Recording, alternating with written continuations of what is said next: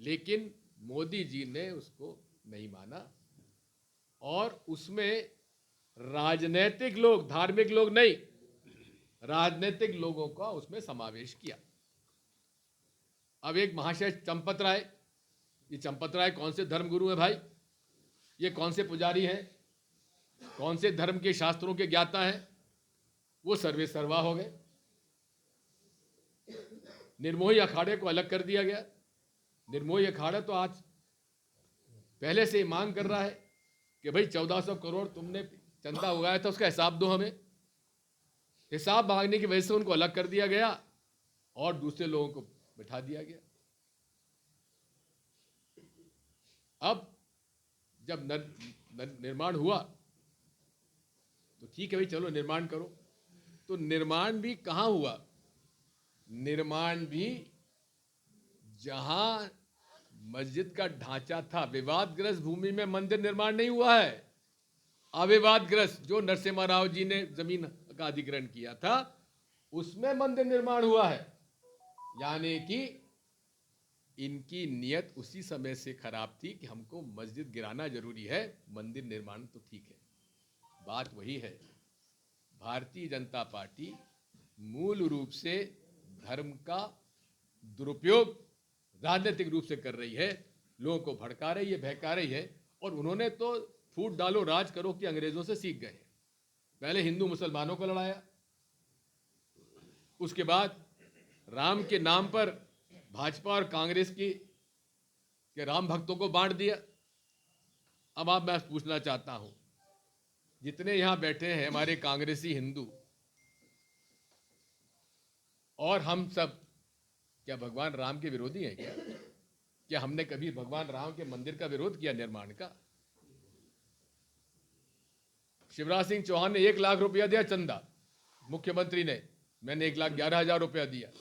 क्या मेरा हक नहीं था इसमें? हम कोई इसको भगवान राम के मंदिर के खिलाफ है? अरे मध्य प्रदेश का तो ये सौभाग्य है कि राम राजा ओरछा में विराजते हैं। और वो राम राजा जिसके बारे में मान्यता है आज भी अयोध्या में, कनक भवन हमारा मंदिर है महाराज ओरछा का बनाया हुआ, कि राम राजा यहां पधारते हैं दिन में और शयन करने के लिए वहां जाते हैं। हम उस प्रांत के लोग हैं।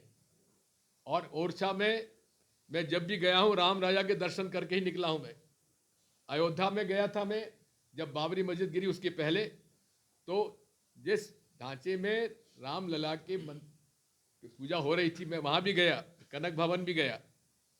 बात वही है, ये धर्म का दुरुपयोग कर रहे हैं, लोगों को भड़का रहे हैं।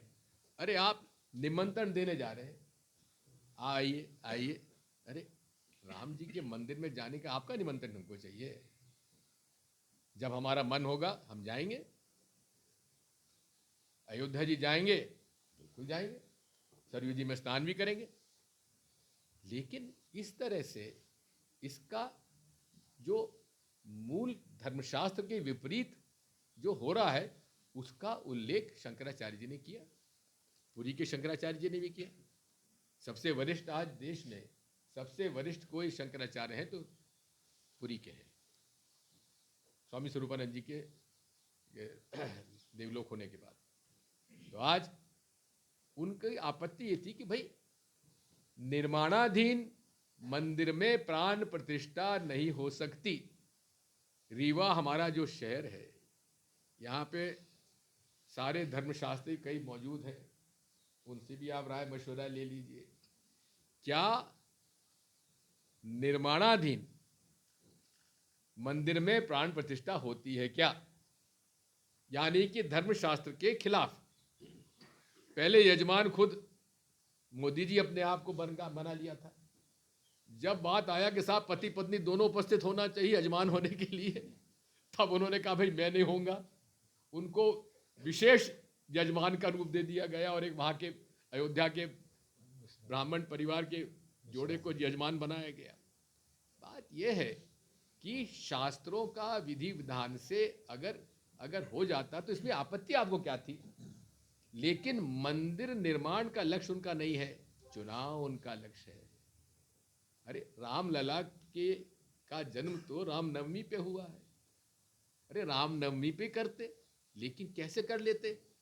तब तो यजमान बन के वो प्रधानमंत्री जा नहीं पाते मोदी जी, तब तो किसी और से कराना पड़ता। तो राम जन्मभूमि के मंदिर में रामनवमी पर ना करके 22 जनवरी का मुहूर्त निकाला गया। और वाराणसी के पंडित जी ने जो निकाला, उन्होंने उनसे पूछा लोगों ने, उन्होंने कहा भाई मुझे कहा था जनवरी में ही देना है मुहूर्त, तो मैंने दिखा दिया। बात यह है, लक्ष्य था लोकसभा के चुनाव में राम मंदिर के मुद्दे का राजनीतिक उपयोग, जिसका हम विरोध करते हैं। किसका विरोध करते हैं? मंदिर का नहीं, मंदिर के आधार पर धर्म का उपयोग राजनीति में चुनाव के लिए कर रहे हैं, हम उसका विरोध करते हैं। कांग्रेस पार्टी के बारे में कहते साहब ये राम विरोधी है। भाई कैसे राम विरोधी हैं?